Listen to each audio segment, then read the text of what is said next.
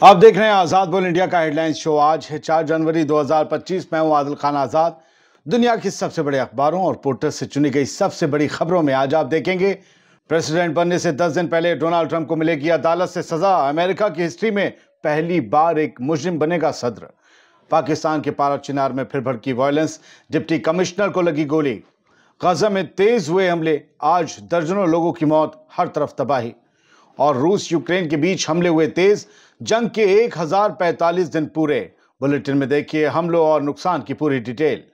चलिए करते हैं शुरुआत। हेडलाइंस बेहद कम थी लेकिन खबरें हमेशा की तरह ज्यादा होंगी। बात सबसे पहले डोनाल्ड ट्रंप की। US president elect Donald Trump पर अमेरिका के अगले प्रेसिडेंट बनने से 10 दिन पहले बेइज्जती की गाज गिर सकती है। ट्रंप को 10 जनवरी को उस क्रिमिनल केस में सजा दी जाएगी, हो सकता नहीं दी जाएगी, जिसमें उन्हें हश मनी के हवाले से एक पॉर्न स्टार को पैसे देने के चार्जेस में गुनाहगार पाया गया था। गुनाहगार पा लिए गए, सजा का ऐलान होना है। हालांकि जज ने कहा है कि उन्हें जेल या किसी और सजा का सामना नहीं करना पड़ेगा, बाहरी मामला रफा दफा हो जाएगा सजा सुनाते ही, लेकिन नाम के आगे क्रिमिनल लग जाएगा, ऑफेंस है। जस्टिस जॉन मर्चेंट का यह फैसला ट्रंप के लिए झटका है, क्योंकि अब अपनी ओथ सेरेमनी से, अपने हलफ उठाने से महज 10 दिन पहले डोनाल्ड ट्रंप को किसी क्रिमिनल मामले में सजा सुनाई जाएगी। ट्रंप की ताजपोशी 20 जनवरी को होने जा रही है, 10 को यह सजा हो जाएगी। यह अमेरिका की हिस्ट्री में एक काली मिसाल के तौर पर दर्ज किया जाएगा कि डोनाल्ड ट्रंप या कोई भी सदर सजा पाकर जो है अमेरिका चला रहा है। ट्रंप से पहले कोई भी यूएस प्रेसिडेंट, चाहे वो पुराना हो या मौजूदा, उसने किसी भी क्राइम के चार्जेस का सामना कभी नहीं किया था। यानी एक क्राइम में मुजरिम पाया जाने वाला इंसान अब अमेरिका का प्रेसिडेंट बनने जा रहा है। अब भले उस क्राइम के लिए उसे सजा मिली हो या नहीं, लेकिन आगे एक लक़ब तो लग गया, एक तमगा तो लग गया जो काला है। बात पाकिस्तान के पारा चिनार की। पाकिस्तान के पारा चिनार में कबीलों के बीच लड़ाई की चिंगारी रुक रुक कर सुलग रही है। ताज़ा इंसिडेंट में एक अफसर जख्मी हुआ है। 2 मसलकों के एक कबीले हैं, आपको भी पता है। इनमें झगड़े कई दिनों से चल रहे हैं। जंगखेज कबीलों के दरमियान अमन के मुआहदे के कुछ दिन बाद इनमें अमन हो गया था। इस मुआहदे के कुछ दिन बाद कुर्रम वैली में एक और ताज़ा वायलेंट इंसिडेंट पेश आया, जब कुर्रम के डिप्टी कमिश्नर, जिसे डीसी कहते हैं पाकिस्तान में, जावेदुल्लाह महसूद, उनको फायरिंग के दौरान गोली लग गई। आज फिलहाल उनका इलाज जारी है। डीसी जावेदुल्लाह महसूद उन लोगों में शामिल हैं जिन्होंने इस इलाके में अमन वापस लाने के लिए अहम किरदार अदा किया। कुर्रम के लिए पहला कॉन्वॉय भी ज़रूरी सामान लेकर आया है। ये इसी मामले में दूसरी अलग खबर है। इस कॉन्वॉय में राशन है, दूसरे ज़रूरी सामानात शामिल हैं और इसे सिक्योरिटी पर्सनल और पुलिस की हिफाजत में लोगों तक भेजा जा रहा है कि कहीं इसे कोई तबाह ना कर दे या लूटमार ना मच जाए। बात रूस और यूक्रेन की। रशिया और यूक्रेन के बीच जो जंग जारी है उसके 1045 दिन पूरे हो चुके हैं और इस 1045वें दिन क्या हुआ उसकी लिस्ट हम आपके सामने रखने जा रहे हैं। एक रशियन ड्रोन हमले में कीव में यूक्रेन की दारुल हुकूमत में एक शख्स की मौत हो गई और 5 दूसरे यूक्रेनी जख्मी हो गए। यूक्रेन के एयर डिफेंस ने रशिया के 81 ड्रोन्स में से 34 को शाम तक मार गिराने का दावा किया है। ये 81 ड्रोन रूस की तरफ से दागे गए थे। तीसरी इसमें जो पॉइंट है वो ये है कि 3 मिसाइल्स ने नॉर्थ यूक्रेन के शहर चार्निव के करीब एक रेजिडेंशियल एरिया को निशाना बनाया। इसमें एक शख्स की मौत हो गई, 5 लोग जख्मी हुए और 2 घर तबाह हो गए।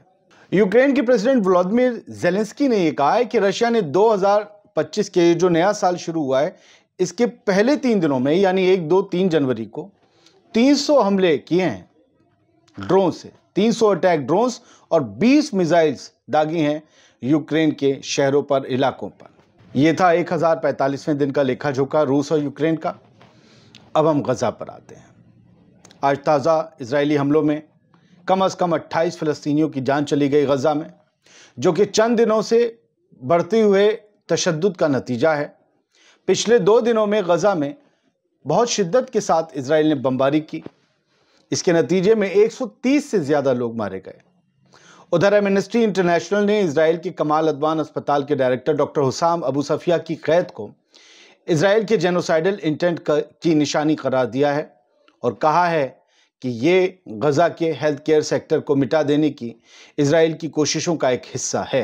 एक और अपडेट ये है दोस्तों कि कतर में गजा के सीज फायर की गुफ्तगू बातचीत दोबारा शुरू होने के बाद हमास के सीनियर ऑफिशियल बासिम नईम ने कहा है कि Hamas cease fire deal, Israeli forces की गजा से निकासी और गजा के रहने वालों को, उनके रिहायशियों को उनके घरों तक वापस भेजने के लिए सीरियस है और हम इन बातों को ध्यान में रखकर ही कतर में सीज फायर की बातचीत में शिरकत करने आए हैं। उधर यूनाइटेड नेशंस ह्यूमन राइट्स के चीफ वोल्कर टर्क ने कहा है कि दुनिया ने गजा में 27 हेल्थ फैसिलिटीज पर 136 इजरायली हमलों को रिकॉर्ड किया है। पूरी दुनिया ने देखा है। इससे बड़े मयार पर मौत और तबाही सामने आई है। 7 अक्टूबर 2023 से लेकर दोस्तों अब तक इजराइल के हमलों ने गजा में कम से कम 45,658 फलस्तीनियों की जान ली है। 1,08,583 लोग जख्मी हुए हैं। अब इजराइल के हमलों से क्या हो रहा है उसकी एक तस्वीर देखिए। ये वीडियो जो मैं आपको दिखा रहा हूँ थोड़ा रिस्क पे लेके साइड में, ये वीडियो खुद एक इजरायली फौजी ने रिकॉर्ड किया है और ये जबालिया का है। आप ज़रा जबालिया का नज़ारा देखिए। ऐसे लग रहा है कि किसी ग्राफिक सॉफ्टवेयर से ये एडिट किया गया है। यह हकीकत है। ये नॉर्थ गजा का जबालिया है जहां आपको सिवाय तबाही के 360 डिग्री में कुछ नज़र नहीं आ रहा होगा। हर तरफ इमारतें गिराई गई हैं।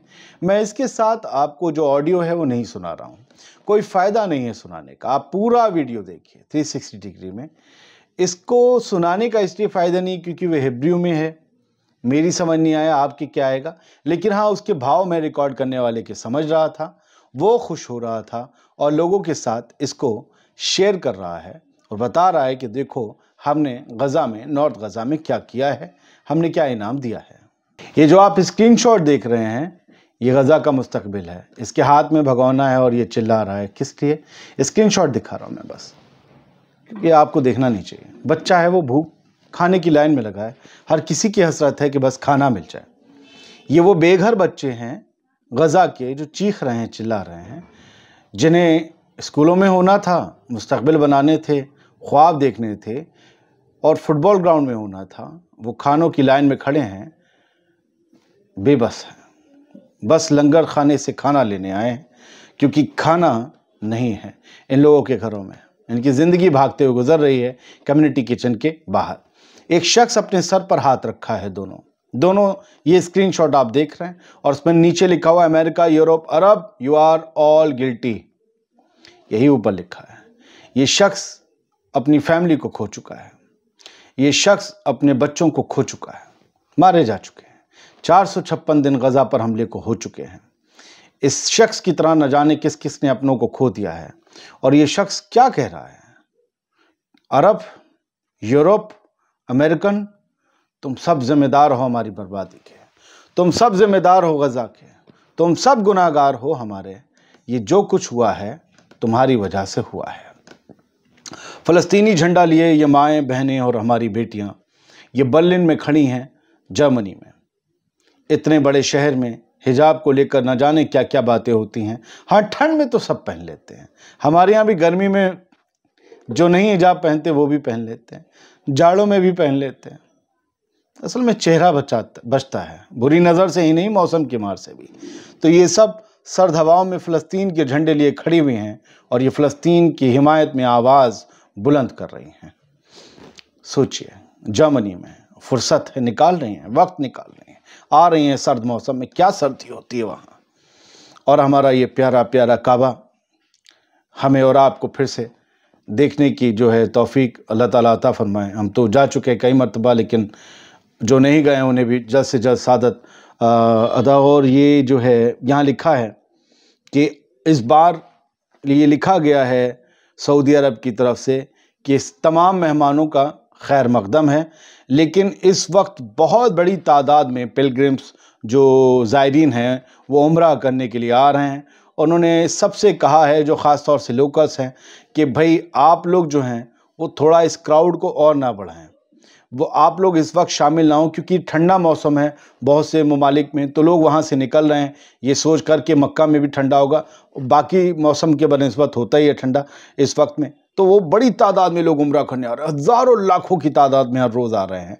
तो अब वो ये कह रहे हैं कि पहले आप लोग बुज़ुर्गों को और बड़ों को और जो लोग डिसेबल हैं उन्हें उनकी मदद करें, उन्हें जाने दें, और जहाँ तक हो लोग भीड़ भाड़ ना लगाएं। तो ये सऊदी अरब की तरफ से कहा गया है। जो जो उम्रा करने गए उन सब का उम्रा हिफाजत से हो और उन्हें मुबारक हो। आप सबको भी मेरी दुआ है, सलामत रहिए, खुश रहिए, खबरें देखते रहिए। आज़ाद बोल इंडिया आप ही का चैनल है।